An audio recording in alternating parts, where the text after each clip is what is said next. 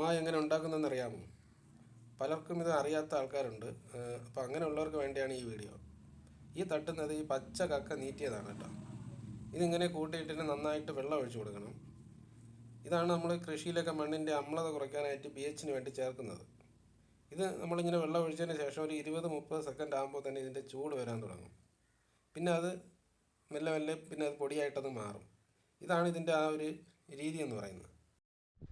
അപ്പോൾ നമ്മൾ വെള്ളം തളിച്ചിട്ട കുമ്മായം റെഡി ആയിട്ടുണ്ട്. നല്ല പൗഡർ പോലെ ആയിട്ടുണ്ട്. ഈ കുമ്മായം വെള്ളം തളിച്ചിട്ട് നമ്മൾ ഒരു ദിവസം അല്ലെങ്കിൽ 2 ദിവസം കഴിഞ്ഞ് എടുത്ത് നമ്മൾ വിളയിലേക്ക് ഇടാവും. കാരണം എന്ന് വെച്ചാൽ നല്ല ചൂടാണ്. നമ്മൾ നേരിട്ട് ഇട്ട് കഴിഞ്ഞാൽ ഇതിൻ്റെ വേര് ചെയ്യാനുള്ള സാധ്യതയുണ്ട്. അതുകൊണ്ട് നേരിട്ട് നമ്മൾ ഈ വെള്ളം തളിച്ചിട്ട് അത് ഒന്ന് പൗഡർ ആയതിനു ശേഷം ഉടനെ ഇടരുത്. ഒരു ദിവസം അല്ലെങ്കിൽ 2 ദിവസം. ഇതിപ്പോൾ ഞാനിപ്പോൾ 2 ദിവസം ആയത് വീഡിയോ ആണ് ഞാനിപ്പോൾ നിങ്ങളെ കാണിക്കുന്നത്.